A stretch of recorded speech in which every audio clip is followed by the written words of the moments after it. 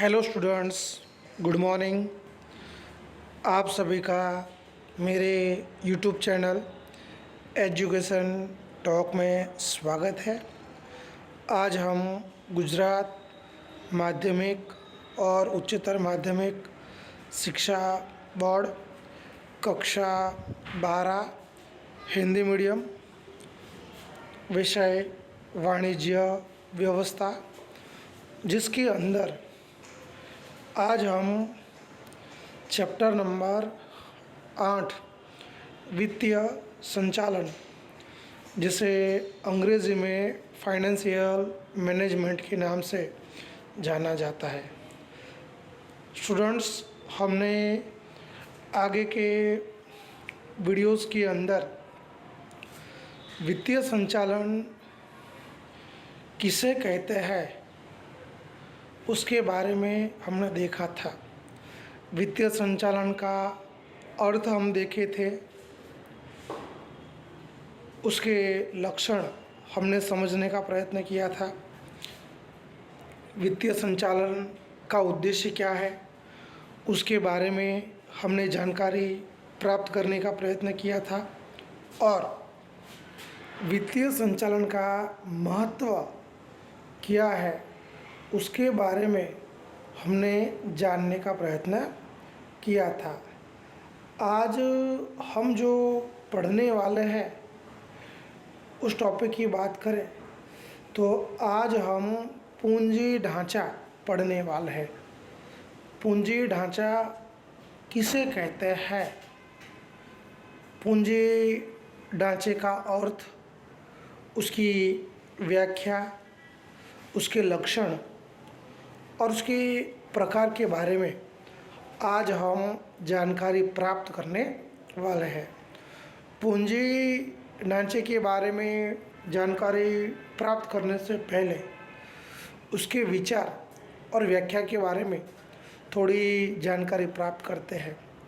वैसे देखा जाए तो वित्तीय योजना के दो महत्वपूर्ण पहलू हमें देखने को मिलते हैं। पहला, पूंजी की आवश्यकताओं का अनुमान, यानी कि पूंजीकरण के प्रश्न। दूसरा, पूंजी के प्राप्ति स्थान निश्चित करना, यानी पूंजी ढांचे के प्रश्न। तो ये फ्रेंड्स हमें याद रखना है कि जब भी हम वित्तीय योजना बनाते हैं तो वित्तीय योजना के अंदर दो प्रश्न उपस्थित होते हैं। पहला प्रश्न होता है पूंजीकरण का, दूसरा प्रश्न होता है पूंजी ढांचे का। कंपनी अलग अलग प्राप्ति स्थानों से आवश्यक पूंजी कोष प्राप्त करती है। बात तो सही है, कोई भी कंपनी होती है तो वे कंपनी अलग अलग प्राप्ति स्थानों से अपने लिए आवश्यक पूंजी प्राप्त करने का प्रयत्न करती है। कंपनी विभिन्न प्रकार की जो जामीनगिरियाँ होती है, जैसे कि इक्विटी अंश, प्रेफरेंस अंश, डिबेंचर इत्यादि प्रकाशित करके पूंजी प्राप्त कर सकती है। तो फ्रेंड्स, कहने का मतलब कि कंपनी को आई थिंक पूंजी प्राप्त करने के लिए विभिन्न प्रकार की जो जामीनगिरियाँ होती है उन जामीनगिरियों को प्रकाशित करना पड़ता है। कंपनी विभिन्न प्रकार की जामीनगिरियों का प्रकाशन कर कर पूंजी प्राप्त कर सकती है। विभिन्न प्रकार की जो जामीनगिरियाँ हैं उनका कितनी मात्रा में प्रकाशन करना है उसके बारे में सारे निर्णय वित्तीय संचालक को लेने पड़ते हैं। तो कहने का मतलब कि जामीनगिरियों का कितना प्रमाण में हमें प्रकाशन करना है उसके बारे में सारे जो निर्णय होते हैं वो निर्णय संचालक को लेने पड़ते हैं।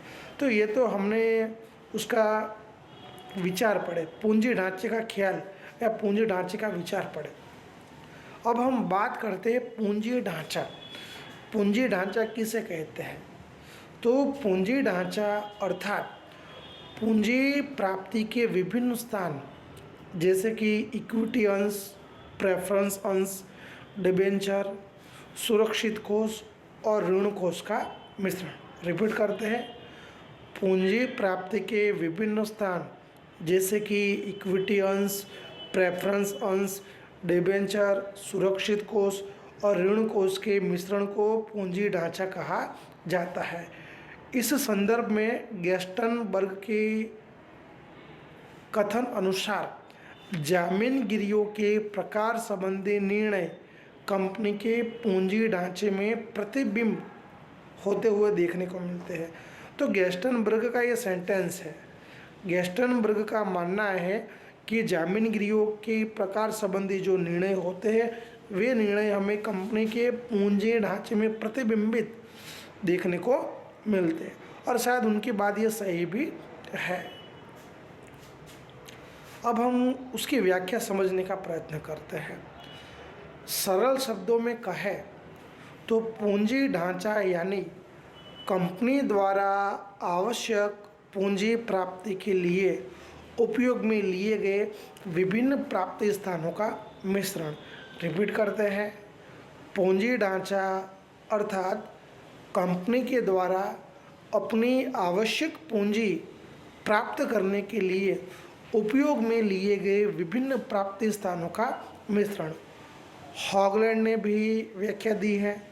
हॉगलैंड के कथन अनुसार पूंजी ढांचा अर्थात द्रव्य प्राप्ति के लिए कंपनी द्वारा निर्गमित जामीनगिरियों और उपयोग में लिए गए विभिन्न प्राप्ति स्थानों का विस्तार और उनके बीच की मात्रा।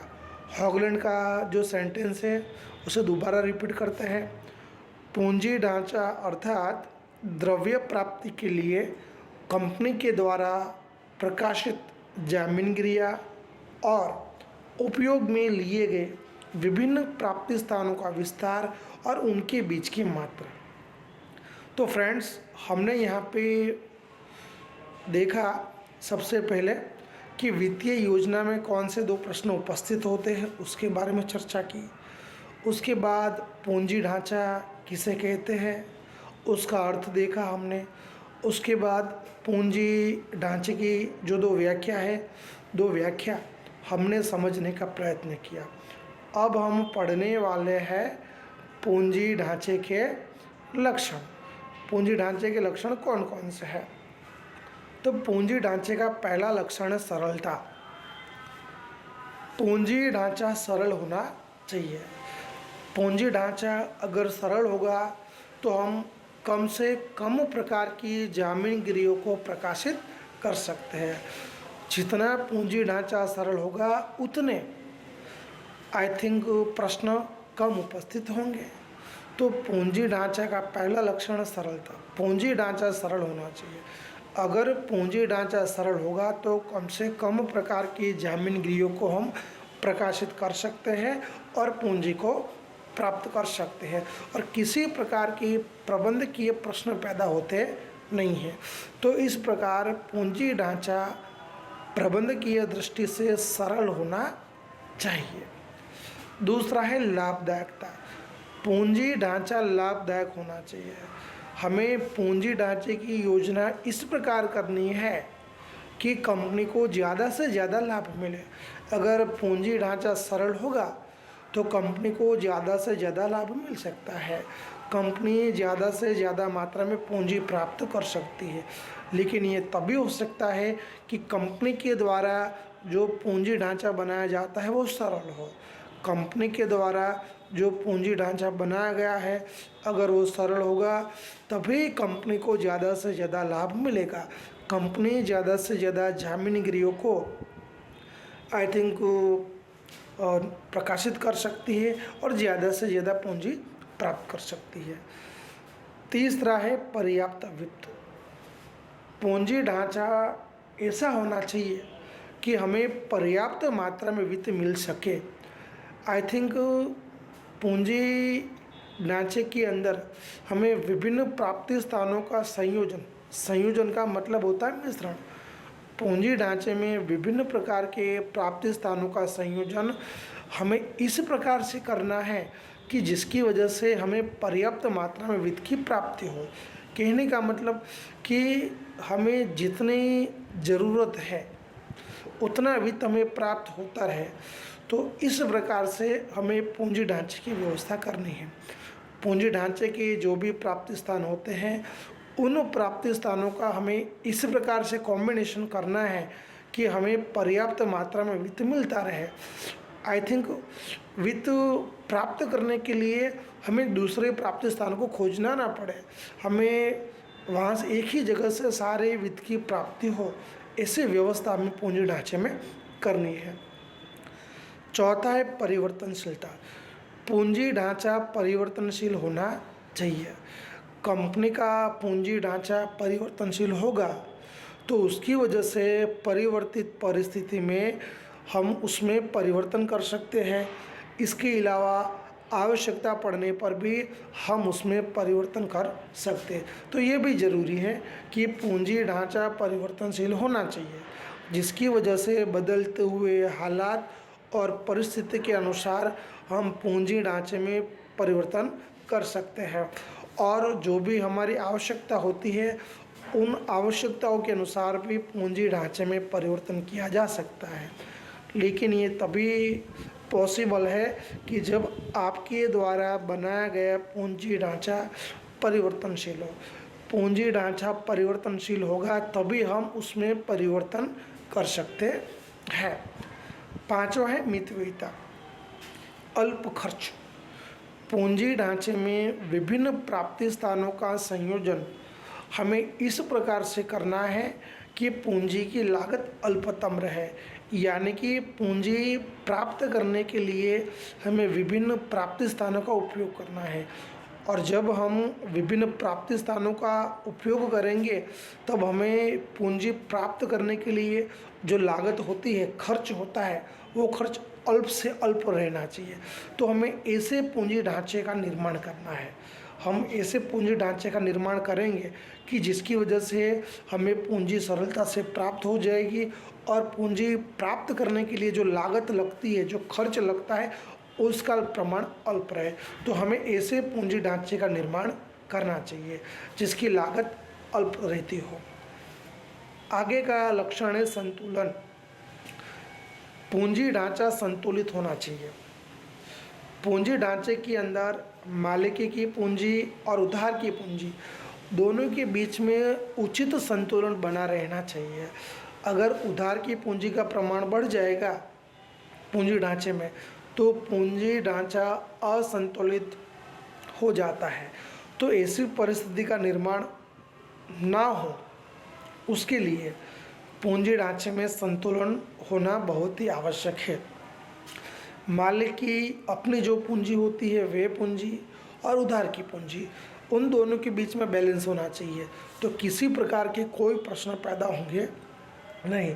अगर उधार की पूंजी का प्रमाण बढ़ेगा तो पूंजी ढांचा असंतुलित होने का डर बना रहता है। सातवां है तरलता। पूंजी ढांचा तरल होना चाहिए।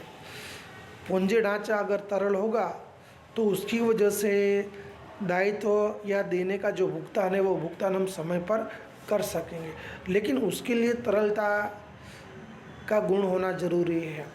हम जिस पूंजी ढांचे का निर्माण करते हैं उस पूंजी ढांचे के अंदर तरलता का गुणधर्म होना चाहिए, यानी कि हमें जब भी ज़रूरत पड़े तब हम आई थिंक पूंजी हमारे पास प्राप्त हो और उसकी वजह से हम जो भी दायित्व होता है, जो भी देना होता है, उसका भुगतान हम सही समय पर कर सकें। तो तरलता का गुणधर्म पूंजी ढांचे में होना चाहिए। इसके बाद है आकर्षण। पूंजी ढांचा आकर्षित होना चाहिए। अगर पूंजी ढांचा आकर्षित होगा तभी हम जो भी निवेशकर्ता होते हैं उन निवेशकर्ताओं को निवेश करने के लिए आकर्षित कर सकेंगे। लेकिन ये तभी पॉसिबल है जब संचालक के द्वारा बनाया गया पूंजी ढांचा आकर्षित हो। संचालक के द्वारा बनाया गया पूंजी ढांचा अगर आकर्षित होता है तो उसकी वजह से जो भी निवेशकर्ता होते हैं वो निवेशकर्ता कंपनी में निवेश करने के लिए आकर्षित हो सकते हैं और उसका लाभ कंपनी को मिल सकता है। तो पूंजी ढांचा आकर्षित होना बहुत ही ज़रूरी है जो अपने निवेशकर्ताओं को अपनी ओर आकर्षित कर सके। इसके बाद आगे का लक्षण है सुदृढ़ता। सुदृढ़ता यानी कि मजबूती। पूंजी ढांचा मजबूत होना चाहिए। पूंजी ढांचे के अंदर उधार की पूंजी की मात्रा ज़्यादा नहीं होनी चाहिए। अगर पूंजी ढांचे में उधार की पूंजी की मात्रा अधिक होगी तो आई थिंक उसकी वजह से इकाई ब्याज का बोझ सहन कर पाएगी नहीं, इकाई दिवालिया होने का जोखिम पैदा होता है। तो हमें पूंजी ढांचे को मजबूत बनाना है, जितना हो सके उतना पूंजी ढांचे के अंदर मालिक की पूंजी का प्रमाण अधिक होना चाहिए और उधार की पूंजी का प्रमाण कम होना चाहिए। मालिक की पूंजी का प्रमाण अधिक होगा तो इकाई को ब्याज का बोझ सहन करना पड़ेगा नहीं, इकाई आर्थिक रूप से मजबूत होगी। अब हम देखते हैं पूंजी ढांचे के प्रकार। पूंजी ढांचे के प्रकार कौन कौन से हैं? परीक्षा में 2 नंबर में कहीं कभार ये सवाल पूछा जाता है, तो आपको केवल उसके नाम लिखने हैं। पूंजी ढांचे के 4 प्रकार हैं।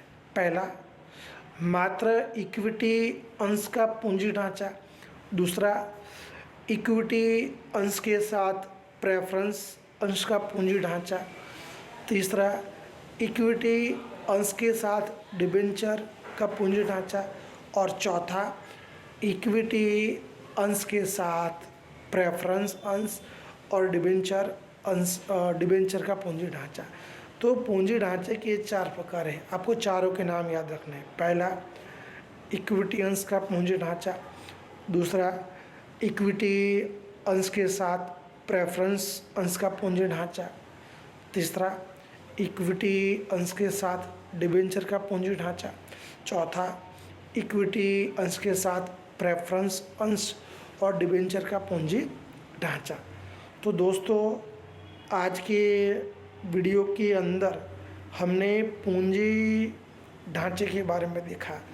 जब पूंजी ढांचे के बारे में वित्तीय योजना बनाई जाती है तो 2 प्रश्न उपस्थित होते हैं, पूंजीकरण का प्रश्न और पूंजी ढांचे का प्रश्न उपस्थित होता है।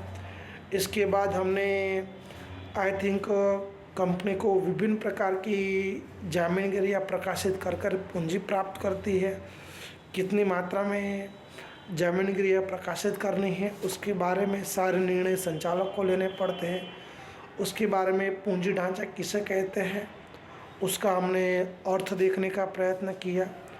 उसके बाद हमने पूंजी ढांचे की 2 व्याख्या समझने का प्रयत्न किया और आखिर में हमने उसके बाद देखा जाए तो हमने पूंजी ढांचे के जो लक्षण हैं उन लक्षणों को हमने देखने का प्रयत्न किया। तो पूंजी ढांचे के जो लक्षण हैं उन लक्षणों की मैंने आपके सामने बात की। आगे थोड़ा हम बात करें तो आई थिंक पूंजी ढांचे के जो प्रकार है उस प्रकार के बारे में भी हमने देखा। तो फ्रेंड्स, इस पूरे वीडियो के अंदर हमने इतने टॉपिक की चर्चा की।